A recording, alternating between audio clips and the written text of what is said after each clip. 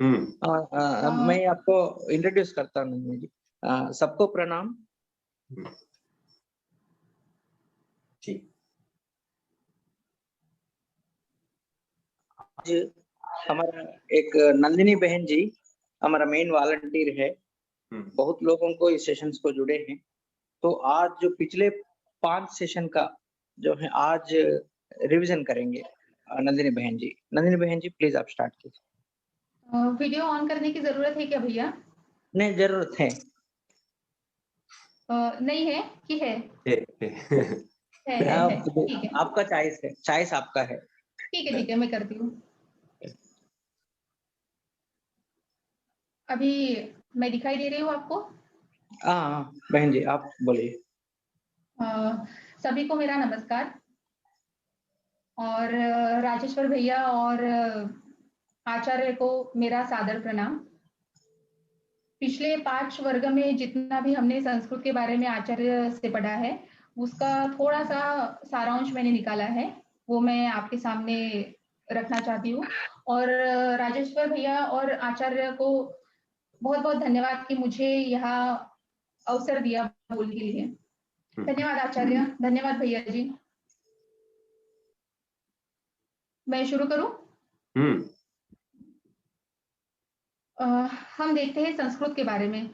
संस्कृत भाषा ध्वनि आधारित है और ध्वनि नाभि से होके गले से उच्चारित होता है।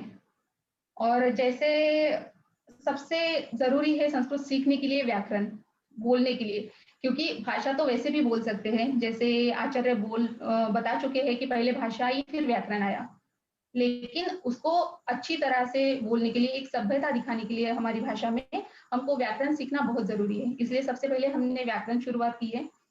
और इस चीज को आचार्य ने बोला था कि जो मुझे पता नहीं था कि व्याघ्रमुखी विद्या जैसा होता है ये व्याकरण, कि अंदर जाना मुश्किल है, लेकिन एक बार चले गए तो आप आराम से रह सकते हो। अभी हम देखते हैं वर्ण के बारे में। वर्ण मतलब अक्षर, जो हम हिंदी में बोलते हैं अक्षर को वर्ण, जो 2 प्रकार के होते हैं, एक व्यंजन है और दूसरा स्वर है। व्यंजन है 33 और व्यंजन ऐसी चीज है जो अपने आप में पूरे नहीं है, इसको पूरा करने के लिए स्वर की जरूरत रहती है। और उसके 5 अलग अलग मुख्य स्थान है, उच्चारण स्थान जिसे कहते हैं। एक कंठ जिसमें क वर्ग आता है, तालव्य जिसमें च वर्ग आता है, मूर्धन्य जिसमें ट वर्ग आता है, दंत्य जिसमें त वर्ग आता है, औष्ठ जिसमें प वर्ग आता है। और एक छठा हम जिसे बोलते हैं अनुनासिक, जो मुंह और नाक से जो वर्ण निकलता है उसे अनुनासिक बोलते हैं। आचार्य मैं सही हूँ? बताइए। चलो थोड़ा। ये हुए 25, जो क वर्ग है, च वर्ग, ट वर्ग, त वर्ग और प वर्ग। उसके बाद 4 अलग आते हैं अंतस्य में, य र ल व। उसके बाद उष्मचार है जो है श श स ह। तो ये यहाँ के सब हुए 33। बाकी संयुक्त वर्ण व्यंजन भी है जो क्ष त्र ध्य श्र, लेकिन इसे हम इस 33 में नहीं जोड़ेंगे, क्योंकि जो 33 वर्ण है उसमें से ही 1 या 2 से मिलके ये संयुक्त बना, इसलिए इसको संयुक्त बोलते हैं, इसलिए ये 33 में नहीं जोड़े जाएंगे। उसके बाद आता है स्वर। स्वर पूर्ण स्वर है 9 स्वर, जो अपने आप में पूर्ण होते हैं। अ, ई, उ, रु, लु, ये, ऐ, ओ, औ। लेकिन इसमें से रु के बारे में हम नहीं सीखेंगे, क्योंकि ये लौकिक संस्कृत में नहीं आता है, ये वेदों में या मंत्रों में आता है। जब आचार्य हमको वेद और मंत्र के बारे में सिखाएंगे तब इसके बारे में हम देखेंगे। उसके बाद स्वर होते हैं 3 प्रकार के, जो डिपेंड होता है प्रोनाउंसिएशन पे, हम कितना टाइम ले रहे हैं। पहला स्वर आएगा एक, जैसे हम अ बोलते हैं, लेकिन इसको 2 बार हम बोलेंगे उतना जितना टाइम लगता है। उसके बाद आता है आ, अ, आ, वैसे ही ई, उ, रु, रु, लु, लु, ए, ऐ, ओ, औ। ये होते हैं 14 स्वर, जो 9 स्वर के प्रोनाउंसिएशन के लिए वो 3 प्रकार है उसके, ठीक है। उसके बाद व्यंजन और स्वर को मिलाने से पद बनता है, पद यानी शब्द। जैसे हम उदाहरण देखते हैं राम। राम में र आता है व्यंजन, उसके बाद उसमें आ मिलाया जाता है स्वर, म व्यंजन, फिर अ स्वर, इसको मिला के एक शब्द बनता है जिसको हम राम बोलते हैं। वर्ण या अक्षर के समूह से बनता है शब्द या पद, जो हमने अभी देखा। उसके बाद किसी भी अर्थ को बताने वाले अक्षर के समूह को हम शब्द या पद बोलते हैं, जैसे कि राम। लेकिन दो अक्षर हमने लिए, दो वर्ण हमने लिए रा रा, जिसका कोई मतलब नहीं है, तो जिसका अर्थ निकलेगा उसे ही हम शब्द बोलेंगे। इसका मतलब ये नहीं है कि अक्षर के समूह के कुछ भी बनाते हैं उसको हम शब्द या पद बोलते हैं। जिसका मीनिंग निकलता है, जिसका अर्थ निकलता है, उसे ही हम शब्द बोलते हैं। फिर शब्द के समूहों को हम वाक्य बोलते हैं, जो अर्थ ज्ञापित करता है। जैसे कि राम पानी पी रहा है, इसमें राम नामक पुरुष पानी पीने की क्रिया कर रहा है, ये अर्थ ज्ञापित हो रहा है। लेकिन अभी जैसे हम देखते हैं राम सीता काम, ये तो शब्द के समूह हो गए, लेकिन इसे हम वाक्य नहीं कह सकते क्योंकि ये कोई अर्थ ज्ञापित नहीं कर रहा है। उसके बाद हमने देखा था विसर्ग और अनुस्वार। विसर्ग किसी भी शब्द के पीछे जब दो या वर्ण के पीछे दो बिंदु लगते हैं उसे हम विसर्ग कहते हैं, जिसे महाप्राण सूचक स्वर भी कहा जाता है। जैसे राम को हम राम बोलेंगे, लेकिन उसके पीछे अगर विसर्ग लगता है, दो बिंदु लगते हैं, तो वो होता है रामः, अतः, प्रातः, संभवतः। उसके बाद अनुस्वार, किसी भी शब्द के ऊपर जब बिंदी लगती है तो उसे अनुस्वार कहते हैं। ये एक उच्चारण की मात्रा है, जैसे संस्कृति, संवर्धन, संकल्प। उसके बाद हमने देखा था लिंग। लिंग के बारे में एक पुस्तक लिखा हुआ है पाणिनि मुनि ने लिंगानुशासन में, उसके बारे में पूरा लिखा हुआ है। लिंग 3 प्रकार के होते हैं, एक स्त्रीलिंग, पुल्लिंग और नपुंसक लिंग। पुल्लिंग जो पुरुष को दर्शाता है, स्त्रीलिंग जो स्त्री को दर्शाता है, और एक लिंग जो ना स्त्री को दर्शाता है ना पुरुष को दर्शाता है, वो होता है नपुंसक लिंग। जैसे राम पुल्लिंग हो गया, सीता स्त्रीलिंग हो गया, और वृक्ष नपुंसक लिंग हो गया।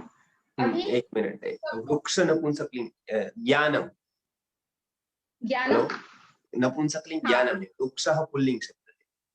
अच्छा, वृक्ष पुल्लिंग है, ज्ञानम, ज्ञानम। हाँ, तो ज्ञानम हुआ नपुंसक लिंग।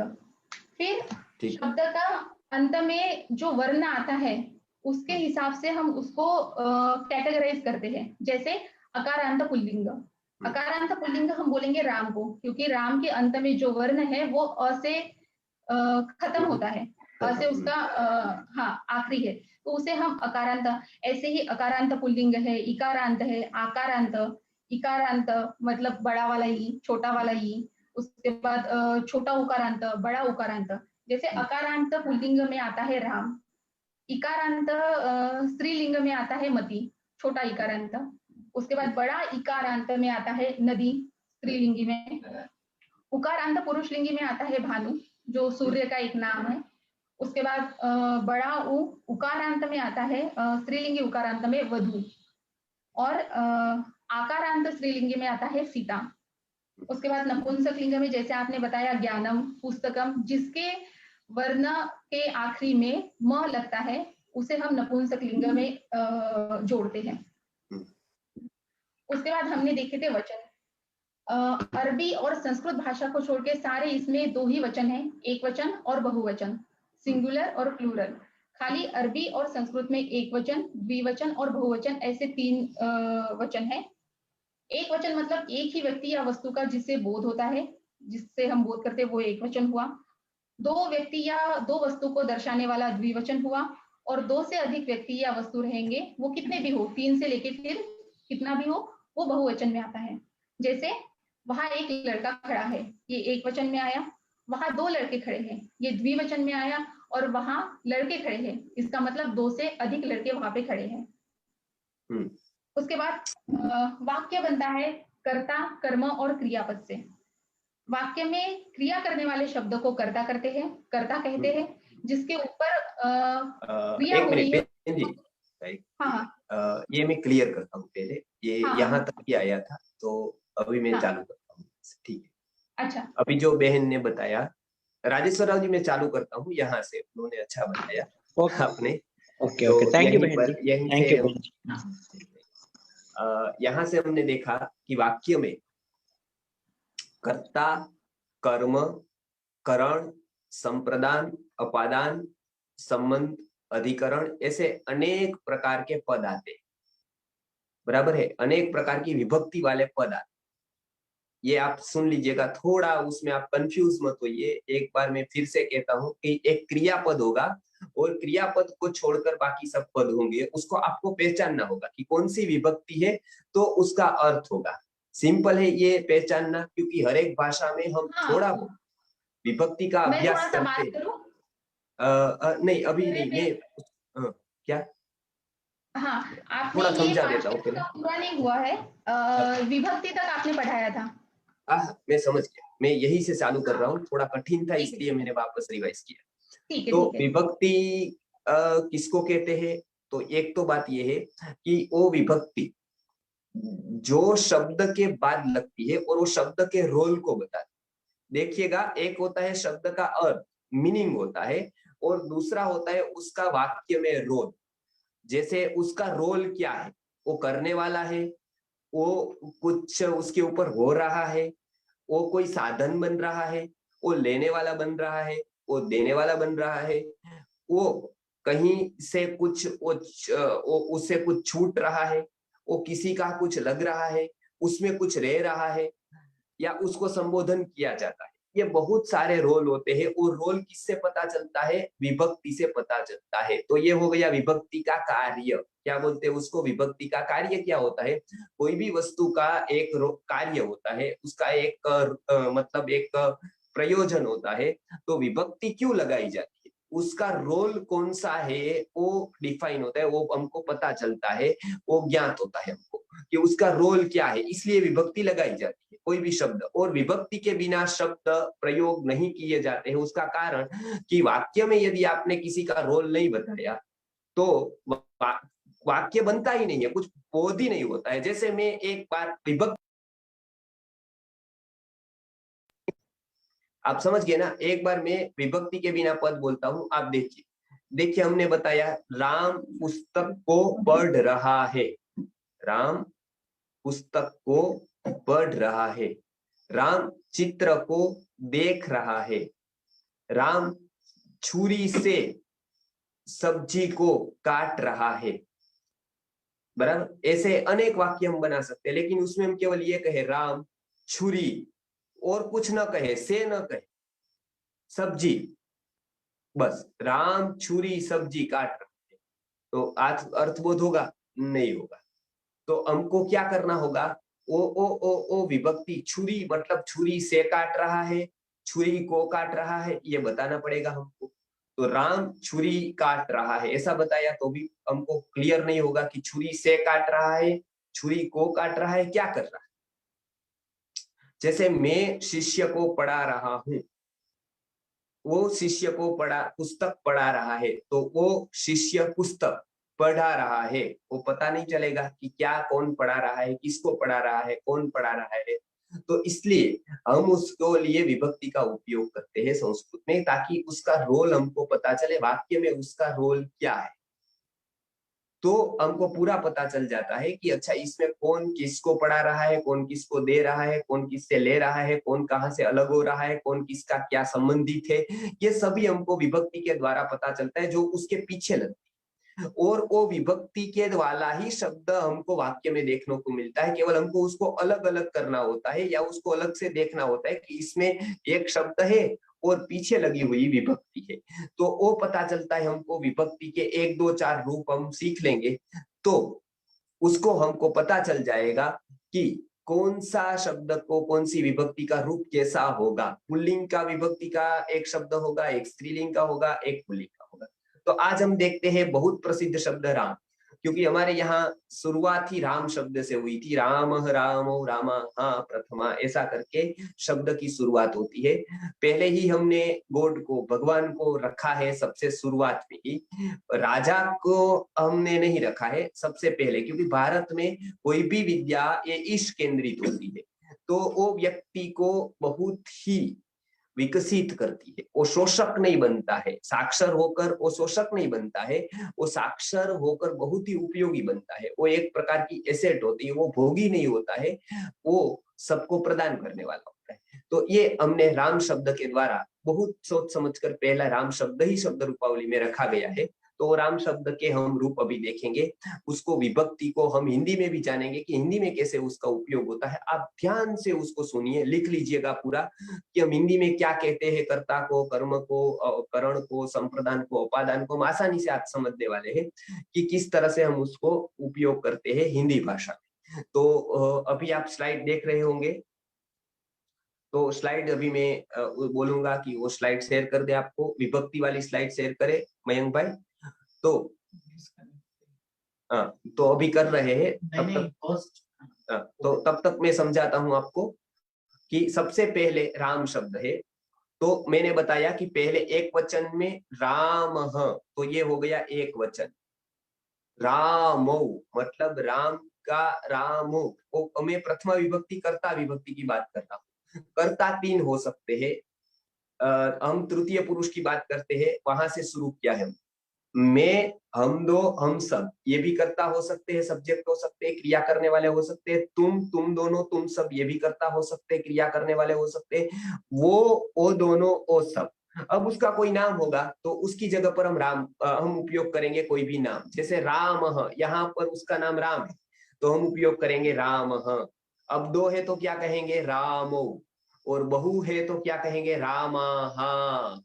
तो ये हो गया प्रथमा विभक्ति का एक वचन का रूप। राम, रामो, रामा, प्रथमा विभक्ति। प्रथमा विभक्ति कहाँ कहाँ यूज होती है, जहां व्यक्ति कोई कर्ता के रूप में उपयोग होता है, कर्ता के रूप में उसका रोल होता है, या हम जनरल सेंस में कभी कभी उसका उपयोग कर सकते हैं, वो मैं बाद में बताऊंगा। अभी केवल मैं कर्ता की बात करता हूँ। कर्ता विभक्ति कब कब उपयोग होती है, जब कोई भी क्रिया को वो करता है, या उसका होना भी एक क्रिया होती है कि वो है, वो हम बताते हैं, तभी उसका कर्ता में उपयोग करते हैं, वो क्रिया करने वाला है।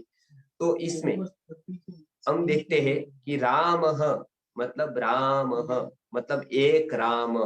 अब हमको पता चल गया, राम कहीं पर भी लिखा होगा तो हमको पता चल जाएगा ये कर्ता के रोल में है, ये मुख्य क्रिया करने वाला है। तो राम अर्थात उसका हिंदी होगा एक राम। रामो तो उसका अर्थ होगा दो राम।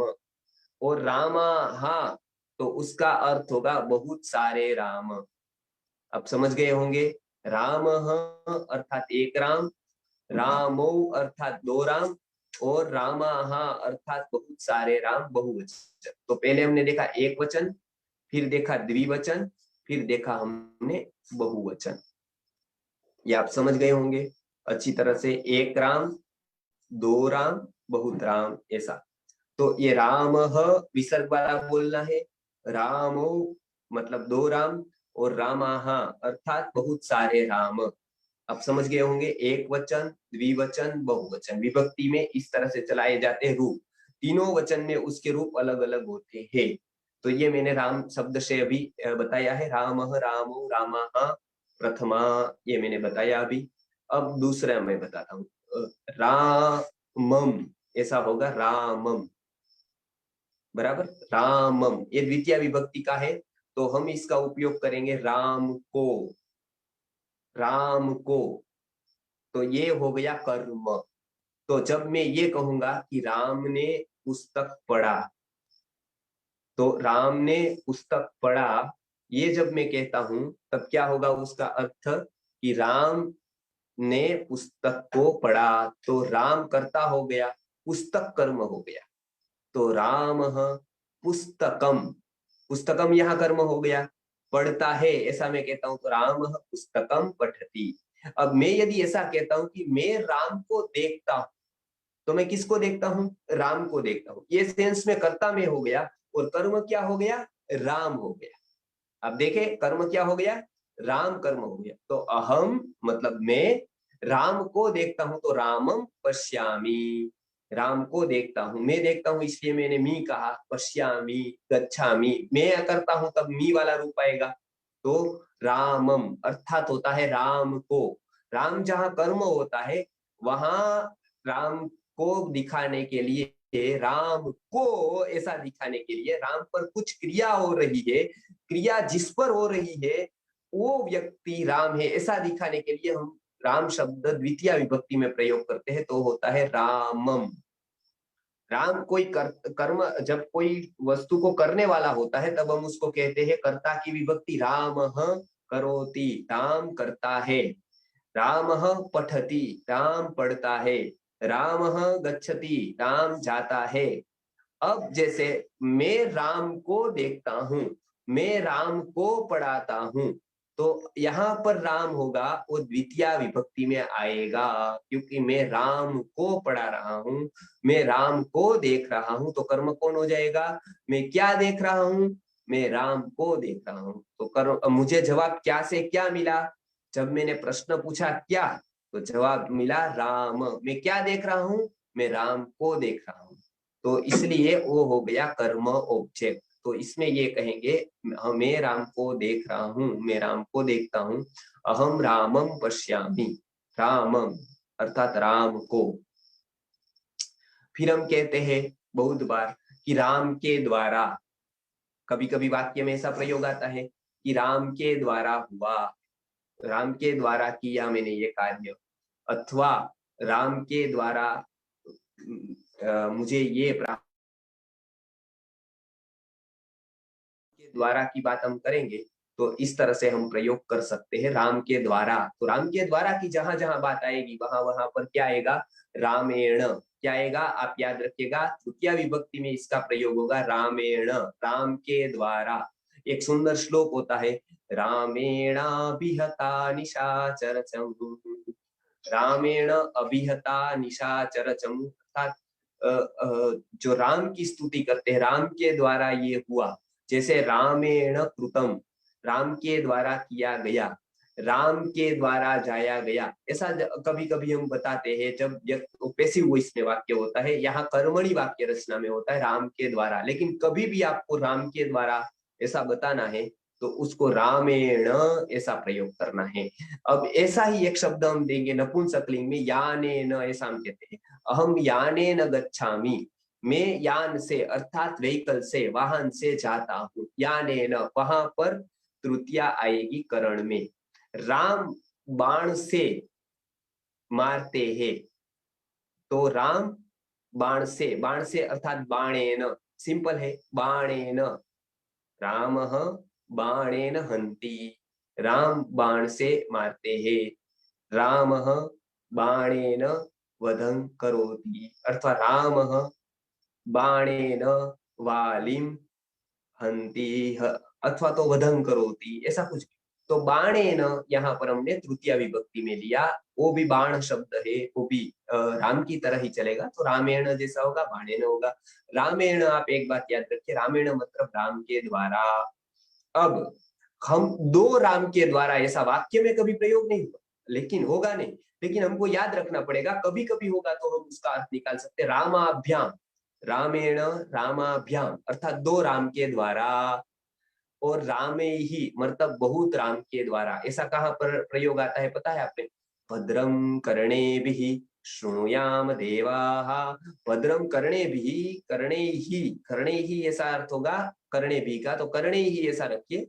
तो हम कानों के द्वारा सुनते हैं, कर्णे ही अर्थात कानों के द्वारा हम अच्छा सुने, कर्णे ही, बराबर। फिर हम कभी कभी कहते हैं कि दो पैर से हम जाते हैं, तो पदभ्याम, ये भी द्विवचन होगा, पदभ्याम। नेत्राभ्याम पश्यामि, दो नेत्र के द्वारा देखता हूँ, दो पैरों से जाता हूँ, चलता हूँ। ऐसे बहुत सारे प्रयोगों में हम करण विभक्ति उपयोग करते हैं। तो यहाँ करण विभक्ति के तीनों रूप है, आपको रोज इस तरह से प्रयोग करना है, इस तरह से बोलना है, रामः रामो रामः प्रथमा। जो हमने प्रथमा लिखा है वो अंत में बोलना है, शुरुआत राम से करनी है, तो आपको आसानी से याद आ जाएगा कि क्या रूप किसका है। रामः रामो रामः प्रथमा, रामम रामो रामान द्वितीया। समझ गए आप? रामान। अब एक राम को तो मैं कहूंगा रामम, दो राम को तो भी मैं रामो ही कहूंगा, और बहुत राम को तो मैं कहूंगा बहुत राम को, अर्थात रामान। आप समझ गए होंगे, ये रामान अर्थात बहुत राम को। एक राम कर्म होगा तो रामम होगा कर्म विभक्ति में, बहुत राम जब कर्म हो जाएंगे तो रामान। समझ गए ना? तो इस तरह से शिष्यान, मैं शिष्यों को पढ़ाता हूं।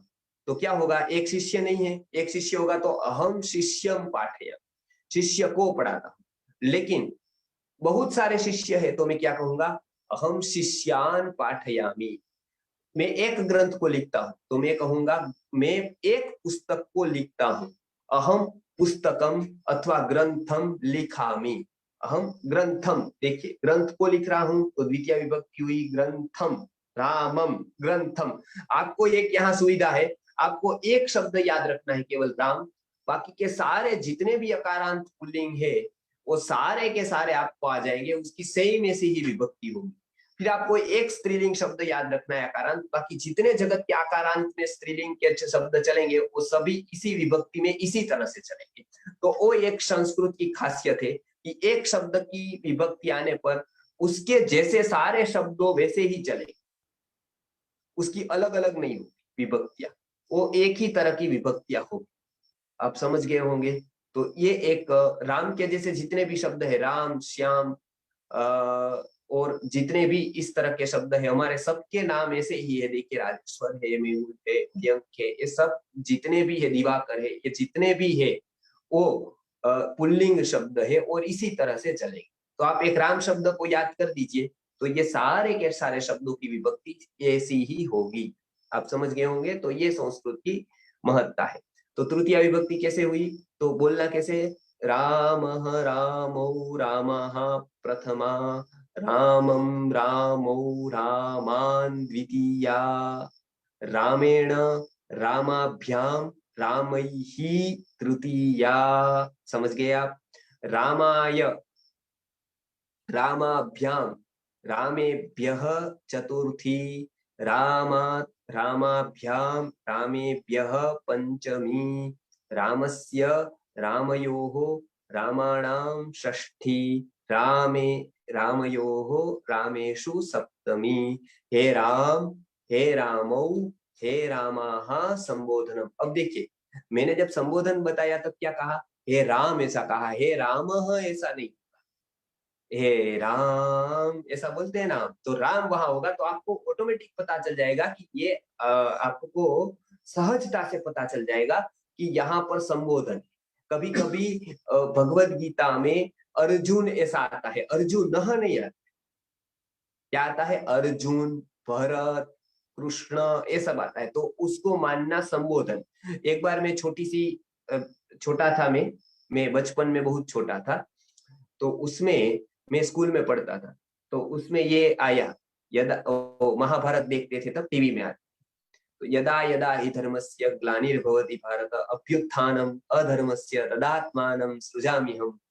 ये श्लोक था, तो वो टीचर समझा रहे थे, वो महाभारत का श्लोक था और वही वो बहुत बार उसको क्लास में ले लेते थे। तो वो अर्थ बता रहे थे, उनका जो शिक्षिका थी वो, तो उन्होंने ये बताया कि देखो ये यदा यदा ही धर्मस्य ग्लानिर्भवति भारत, भारत में जब जब धर्म की ग्लानि होती है, अभ्युत्थानम अधर्म का जब अभ्युत्थान होता है, तदात्मानं सृजाम्यहम्, अर्थात तो अवतार लेते हैं, ऐसा ये श्लोक में कहते हैं। और बहुत लोग ऐसा बताते हैं कि भारत में ऐसा होता है तब, क्योंकि वहां पर बताया यदा यदा ही धर्मस्य ग्लानिर्भवति भारत, अब वहां पर भारत है, भारत तो नहीं है इसलिए वो करता नहीं है। अब भारत में ऐसा होता तो भारते होता, तो भारत में तो सप्तमी होती भारते, लेकिन यहाँ संबोधन है, जैसे राम विसर्ग बिनाया तो भारत, तो ये भारत अर्जुन को संबोधन करके बताते हैं, जो भारत इसका नाम है इसलिए। तो आए तो वो क्या कहते हैं, उसको संबोधन कहते हैं। संबोधन में हमेशा विसर्ग नहीं आएगा, अंतिम विसर्ग नहीं आएगा आकारांत पुल्लिंग में। तो आप एक ज्ञान रखिएगा, तुरंत आपको पता चल जाएगा। गीता में हमने एक बार हम सॉर्ट आउट किया कितने शब्द ऐसे आते हैं, तो अंत में वहां पर विसर्ग नहीं आता है, तो आप आसानी से समझ सकते हैं ये संबोधन विभक्ति है, यहाँ पर संबोधन किया गया है किसी को। अब मैं फिर से वापस आ जाता हूँ, तो राम रामो रामः प्रथमा, मैं थोड़ा आपको इसलिए बीच बीच में आसान बातें बता देता हूँ ताकि आपको इजी पड़े। ऐसा मुझे पता है कि मैं सीधा नीचे से ऊपर जा रहा हूँ, लेकिन एक आसान रहे आपको समझने के लिए। नहीं तो एकदम कठिन कठिन आएगा तो देखिए संख्या में भी फर्क पड़ जाता है, उसमें आपको लगता है कि अब तो ऐसे ही कठिन आएगा सब कुछ, लेकिन ऐसा नहीं है, बीच में सरल आएगा कठिन आएगा। संस्कृत के पूरे का पूरा साहित्य जो है ना, महाभारत से लेकर सब कुछ, तो वो सभी इस तरह से लिखा गया है कि वो एकदम कठिन कठिन कठिन नहीं आएगा। उसमें कथा भी है कि वो गणेश जी को लिखवाने के लिए बुलाया, गणेश जी ने बताया कि मुझे आप वो लिखने का कार्य देते हो तो मैं लिखूंगा, लेकिन मेरा एक आदत है कि मैं यदि वो स्टॉप कर दूंगा कभी भी तो फिर मैं कब फिर लिखूंगा वो पता नहीं। जैसे ऐसा ही होता है, कोई भी बात में नियमितता होती है तो नियमितता रहती है, लेकिन बाद में जो एक बार छूट जाता है उसके बाद में रिस्टार्ट करना बहुत कठिन होता है, तो फिर बहुत विघ्न आ जाते हैं। तो इसलिए जुड़े रहिए, कुछ ना कुछ तो हो जाएगा। कम से कम आपका कोई नुकसान तो नहीं है, नेट तो फ्री ही दे रहे हैं नेट वाले, और हम क्लास फ्री दे रहे हैं आपको, तो आपका कोई नुकसान समय से तो है नहीं, और समय से तो लाभ ही है, आपका नुकसान कोई नहीं है, क्योंकि अच्छी बात में तो समय जा रहा है। नहीं तो क्या करते हम, सास भी कभी बहुत ही देखते या कहीं ना कहीं टीवी में ऐसे कुछ देखते, तो आप कठिन होने पर भी बहुत। तो गणेश जी ने बताया कि ठीक है, मतलब मैं ऐसा मतलब कि ऐसे एक रुकना नहीं चाहिए, आपको इतना मुझे काम देना है कि मेरी लेखनी रुक नहीं सकती है। तो वेद व्यास ने शरत ये थे, ये इसको तो लिखने की जितनी स्पीड है उतनी स्पीड तो मेरी मतलब सोचने की नहीं है, बोलने की नहीं है।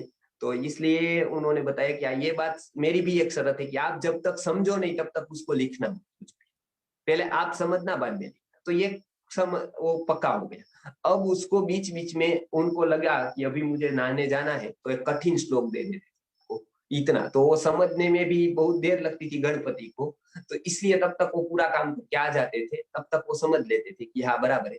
फिर सरल सरल सरल सरल हो जाता था, फिर कठिन आए तो उसको पैर में रखते थे, फिर वो कहीं जाना हुआ तो उसको कठिन शब्द दे देते। तो मैं थोड़ा इस तरह से करूंगा, थोड़ा कठिन थोड़ा सरल।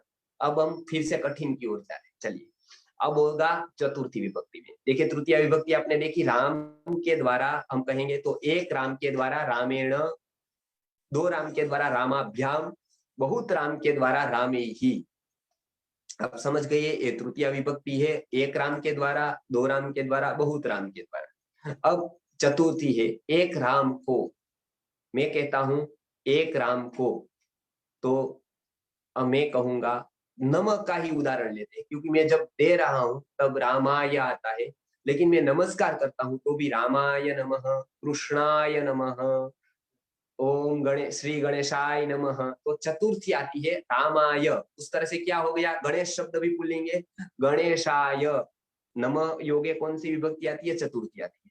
शिवाय नमः, उसको हम उल्टा कर देते हैं तो नमः शिवाय ऐसा हो जाता है। गणेशाय नमः, इस तरह से आप सभी शब्दों को देखेंगे तो चतुर्थी विभक्ति आएगी, रामाय नमः। फिर हम देखेंगे कृष्णाय नमः, फिर हम देखेंगे गणेशाय नमः, फिर हम देखेंगे, तो बहुत सारे शब्द ऐसे देखते जाएंगे तो चतुर्थी आएगी। अब देखिए ये अकारांत पुल्लिंग शब्द है, इसलिए ऐसा हुआ। मैं बचपन में पढ़ता था तो मंदिर पे लिखा था ओम माताय नमः, अब समझ गए ना, माताय नमः ऐसा लिखा, क्योंकि उसको लगता है रामाय होगा तो माताय हो गया, लेकिन वो मातृ शब्द है, इसलिए उसकी चतुर्थी विभक्ति मातरे होगा। क्या होगा, मातरे। आप समझ गए ना, तो उसको हम कहेंगे मातरे नमः। यदि ऐसा कहना होगा तो मातरे नमः होगा। मैं स्त्रीलिंग शब्द में दिखाऊंगा। फिर कभी कभी कोई कोई ऐसा लिख देते हैं हनुमानाय नमः, तो उसको लगता है कि जैसे रामाय नमः है तो हनुमान शब्द है, लेकिन वो हनुमत शब्द है, तो उसका होगा हनुमते नमः। चतुर्थी वो मैं एक शब्द लूंगा, वो अकारांत पुल्लिंग शब्द है, रामः, कृष्णः, देवः तो देवाय नमः, गणेश तो गणेशाय नमः। समझ गया, तो ये एक होगा एक राम को। अब दो राम को तो हम कहेंगे रामाभ्याम नमः। आप देखते हैं कि उमा महेश्वराभ्याम नमः, क्योंकि द्विवचन हमने कहा तो उमा महेश्वराभ्याम नमः ऐसा हम कहते हैं। दो की बात करते हैं तब भ्याम आएगा, आप याद रखिए, उमा महेश्वराभ्याम नमः ऐसा हमने कहा। अब बहुत की बात आई तब हम क्या कहते हैं, देवेभ्यो नमः, रामेभ्य नमः, सभी राम को नमस्कार, तो सर्वेभ्यः नमः, रामेभ्यः नमः, देवेभ्यः नमः, क्योंकि बहुवचन है। आपको आसानी से समझ गया, रामाय, रामाभ्याम, रामाय रामाभ्याम रामेभ्यः चतुर्थी। समझ गए आप? तो एक राम को नमस्कार, दो राम को नमस्कार, बहुत राम को नमस्कार। आप समझ गए? तो हिंदी में इस तरह से बोला जाएगा। तो एक राम को मतलब द्वितीय में भी को आएगा, यहाँ पर भी को आएगा, इसलिए कंफ्यूजन न हो इसलिए मैं बोलता हूँ कि नमस्कार होगा, दान देने की बात होगी, तब चतुर्थी विभक्ति का प्रयोग होगा। समझ गए? अब मैं पंचमी की बात बताता हूँ। तो पंचमी में क्या आएगा? देखिए, रामात, रामात ऐसा होगा। रामात मतलब राम से। अब राम शब्द जैसा ग्राम है, तो ग्रामात, तो मैं गांव से आ रहा हूं, तो अहम ग्रामात आगच्छामि, मैं गांव से आता हूं, तो मैं गांव से अर्थात ग्रामात। मैं राम से सीख रहा हूं, तो मैं किससे सीख रहा हूं? राम से। तो से आया ना यहाँ पर, मैं सीख रहा हूं तो से, तो रामात पठामी, मैं ग्रंथ से सीख रहा हूं। ऐसे बहुत बार प्रयोग आएंगे। अभी हम देखते हैं जब अलग होने की बात आएगी तब कैसा होगा।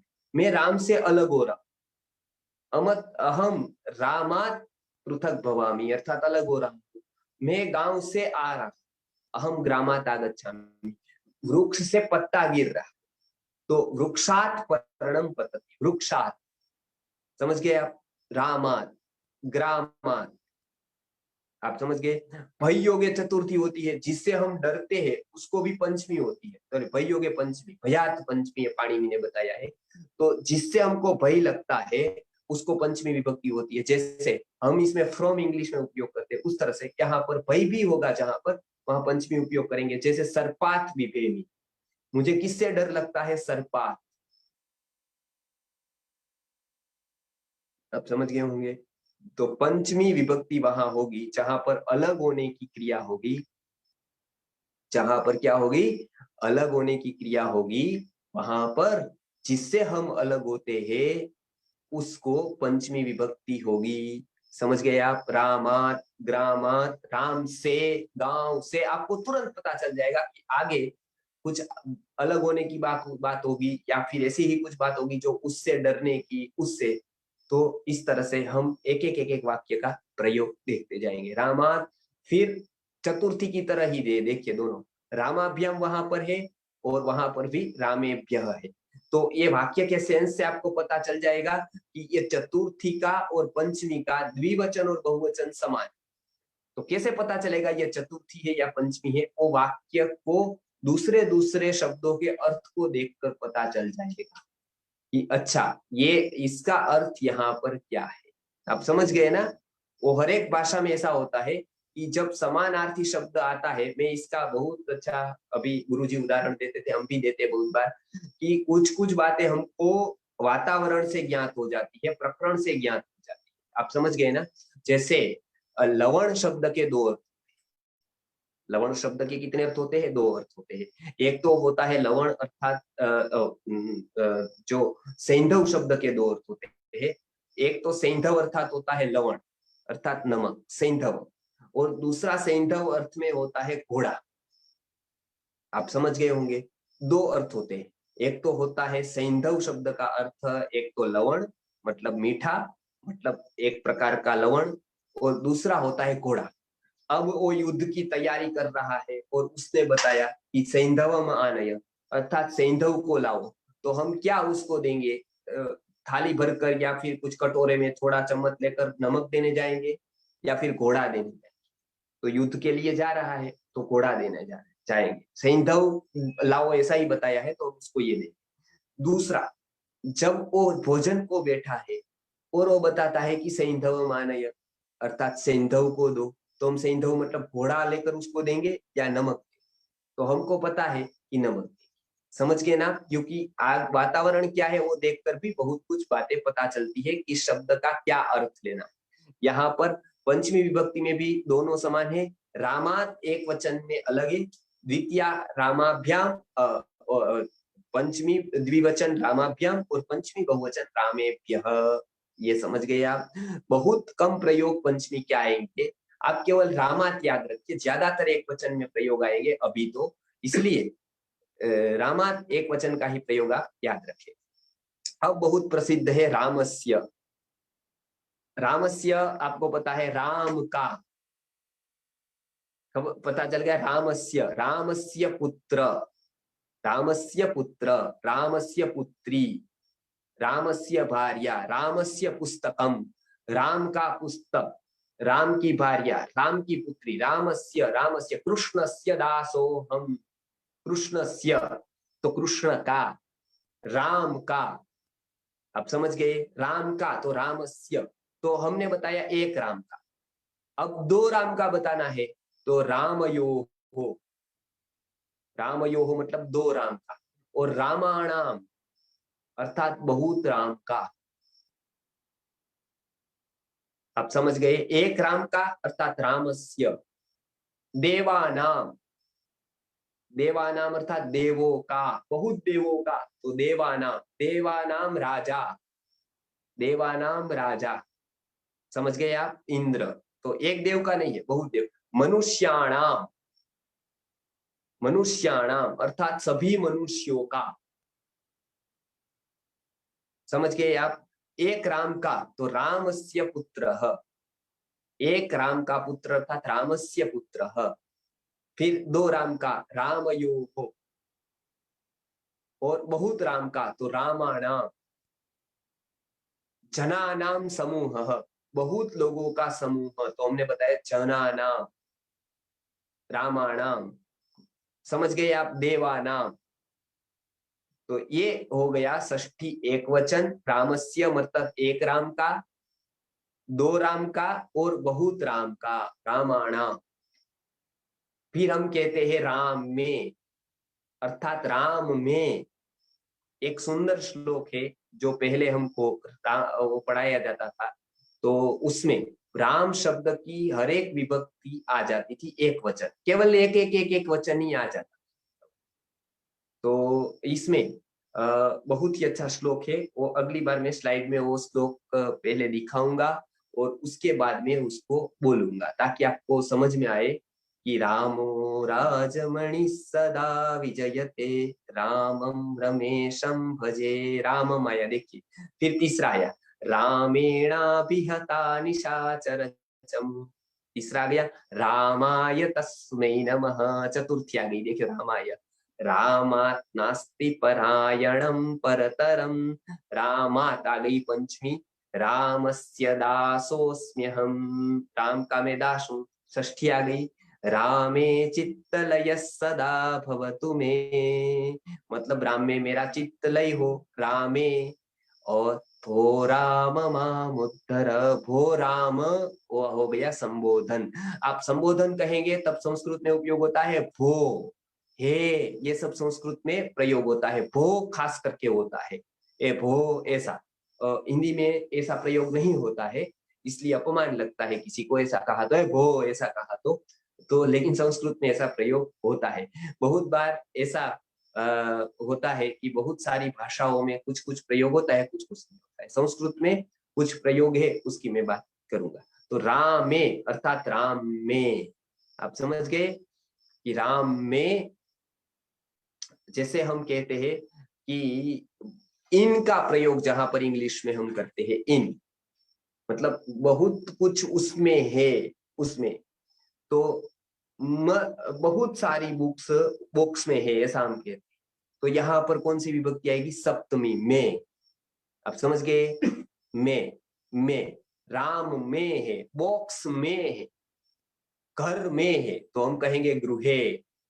इन होम, इन हाउस उसको कहेंगे होम में, मतलब गृह में तो उसको कहेंगे गृहे, रामे। समझ गए आप। गृहे, गृहे गोप वधु कदम, ऐसा गृहे, तो गृहे मतलब घर में, समझ गए। घर में, घर में, हर एक घर में तो हम कहे गृहे, गृहे, समझ गए। गृहे, गृहे गोप वधु कदम्बा, ऐसा स्तोत्र भी है। गृहे, गृहे हर घर में, गृहे गृहे। रामे, राम में, तो एक राम में हो गया रामे। रामयोः मतलब दो राम में। रामेषु अर्थात बहुत रामों में, ग्रामेषु बहुत गांवों में, देशेषु बहुत देशों में। यहाँ पर बहुत सारे ऐसे प्रयोग आएंगे। तो वो आप थोड़ा देखिए, रामेषु, देशेषु, गृहेषु,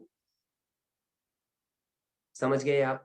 तो ज्यादातर ये दो का उपयोग रामाणाम, रामेषु, ये ज्यादातर उपयोग क्या कहाँ होगा पता है?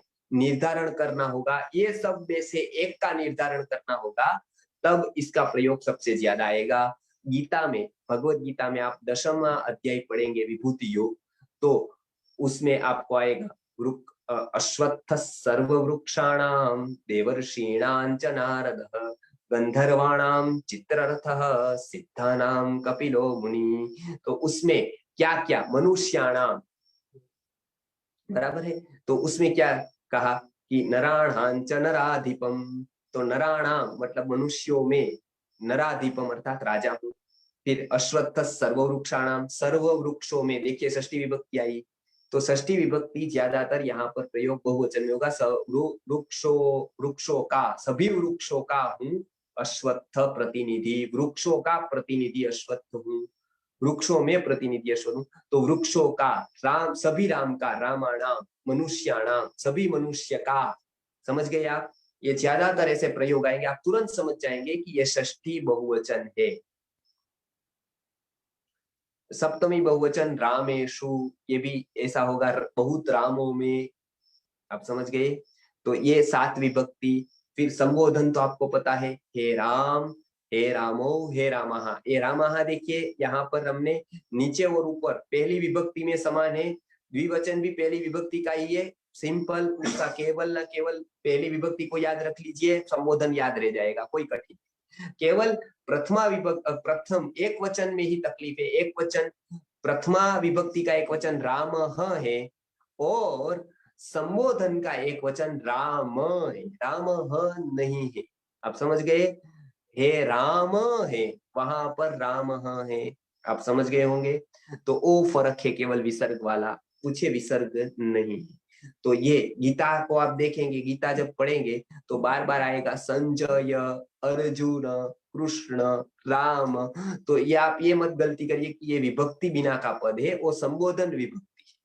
और आप देखेंगे सारे के सारे पद जो श्लोक में होंगे उसमें कोई ना कोई विभक्ति वहां पर होगी ही। शब्द को प्रयोग तभी होता है जब उसके पीछे विभक्ति लग जाती है। जैसे हम लाइसेंस के बाद ही उसको बाहर निकालने की परमिशन होती है व्हीकल को, उस तरह से यहाँ पर शब्द को व्यवहार में आने की तभी परमिशन होती है जब उसके पीछे क्या लग जाए, विभक्ति लग जाए, तभी वो बाहर यूज हो सकता है। तब तक वो रो है, केवल शब्द क्या होता है, रो है, उसके पीछे विभक्ति लगने के बाद वो पूर्ण होता है।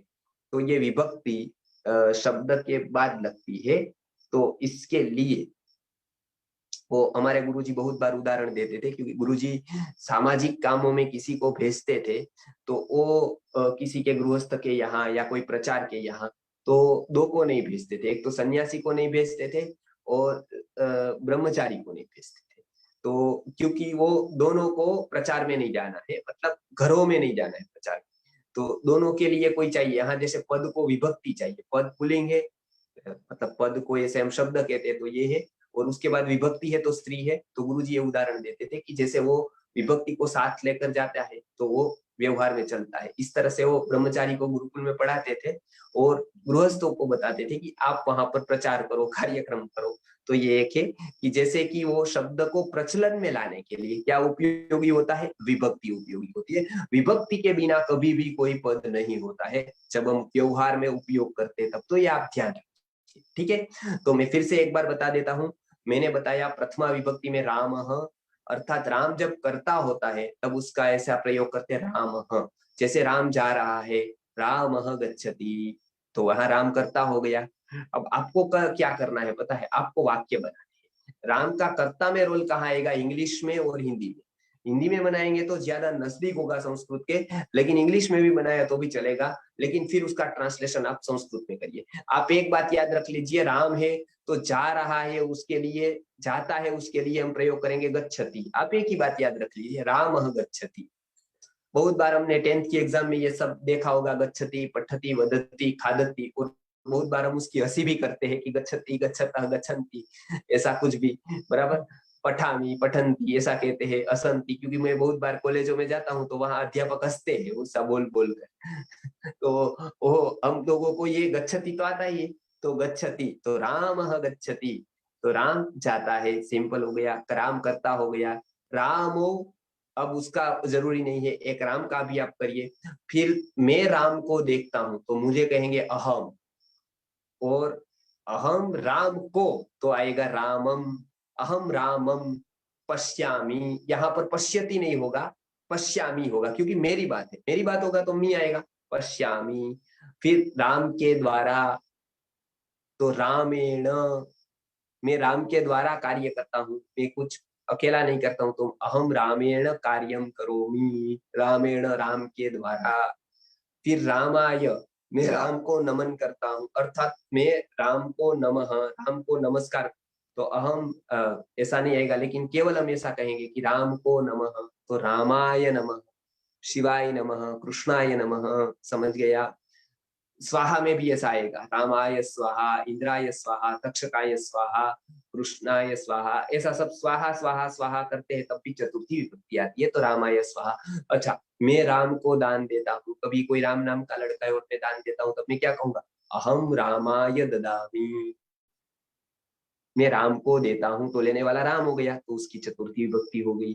फिर मैं राम से आता हूँ, मैं राम से अलग होता हूँ, तो अहम रामात आगच्छामि, मतलब राम नाम का कोई लड़का है उससे मैं यहाँ आ रहा हूँ, या तो राम नाम का कोई गांव है वहां से मैं आ रहा हूँ, तो हम रामात आगच्छामि, नगरात आगच्छामि, ग्रामात आगच्छामि, वृक्षात पतति, ऐसा सभी जगह पर वहां से वहां से वहां से ऐसा आएगा, वहां पर रामात रामात ऐसा उपयोग होगा।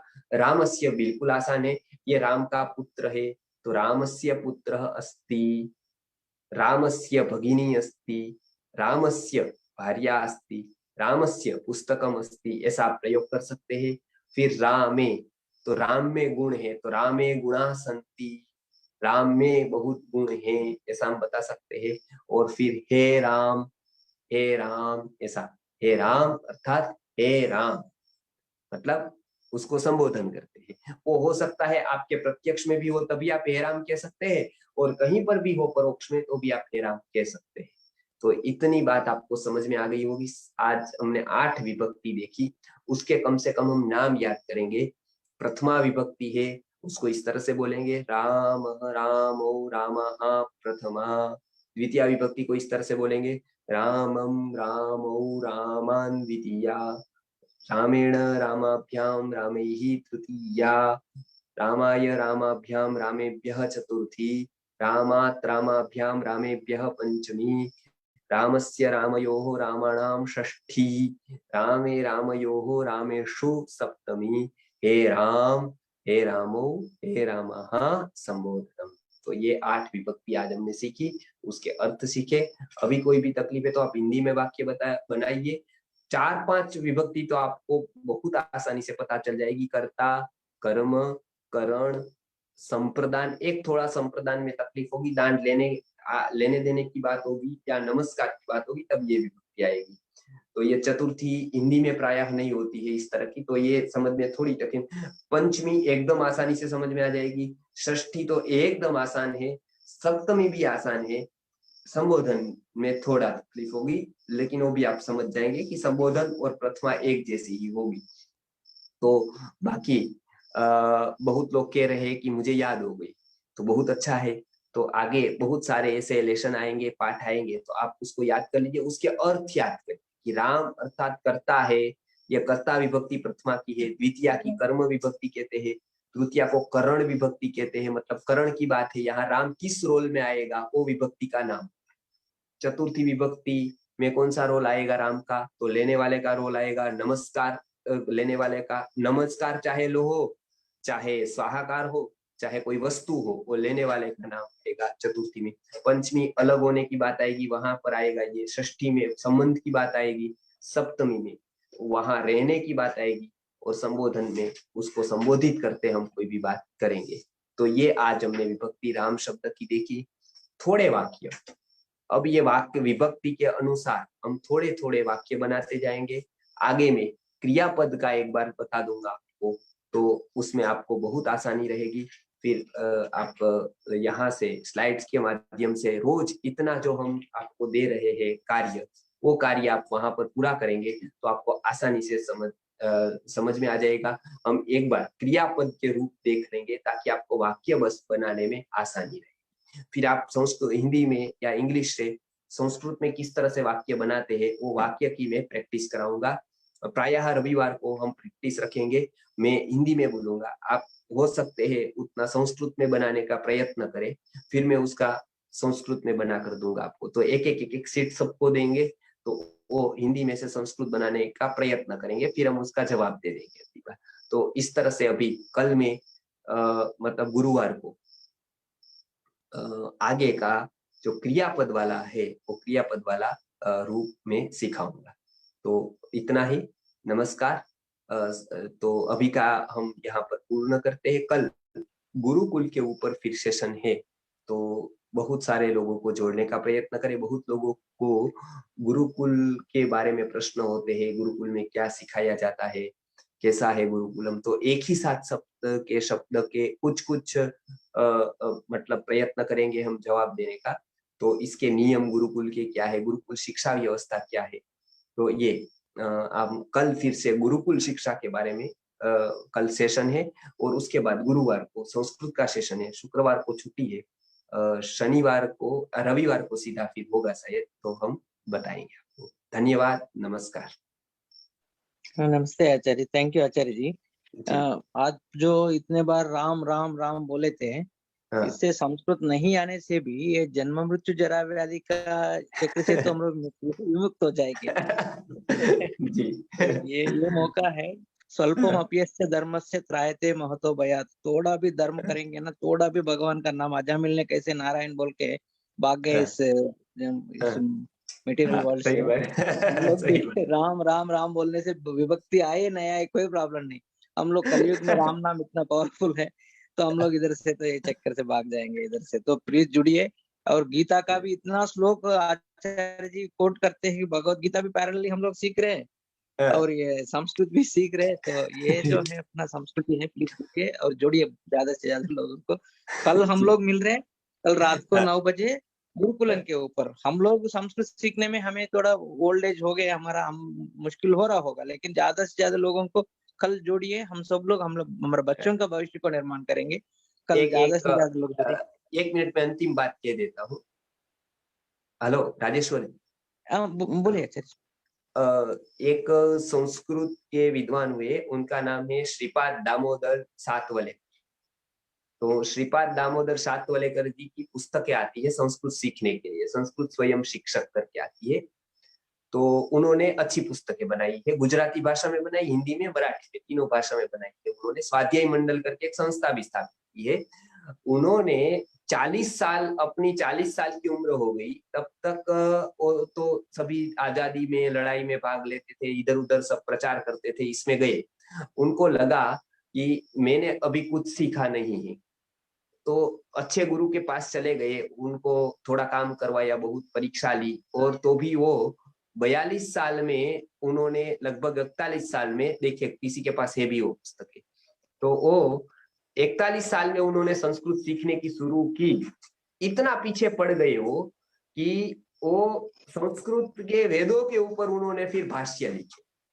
अपनी लगभग 55 साल की उम्र में उन्होंने वेद के ऊपर, अथर्ववेद के ऊपर लिखा, ऋग्वेद के ऊपर लिखा, यजुर्वेद के ऊपर, बस एकदम चलते गए।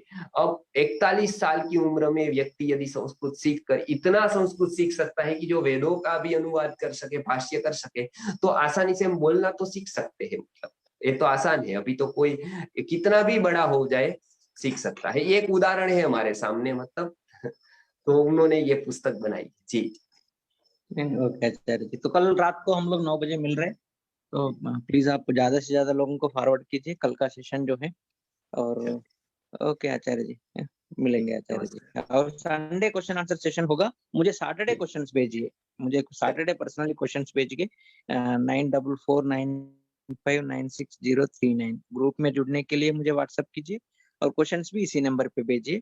आचार्य जी संडे क्वेश्चन आंसर्स रखेंगे, लेकिन प्रैक्टिस करना है। विभक्ति जो है जितना प्रैक्टिस करेंगे उतना एक्सपर्ट होंगे, नहीं तो फिर ऐसे ही नेक्स्ट क्लास में जुड़ने से फिर जो है ये नहीं है, समझ में नहीं वो आएगा जहर हो आगे। जाता है, ऐसा बताया है। यदि हम रिवीजन नहीं करते हैं तो पड़ा हुआ जहर, उसमें बताया है कि अन्न को पचता नहीं है तो अन्न क्या होता है, मतलब पचता नहीं है तो दुर्गंध होती है ना।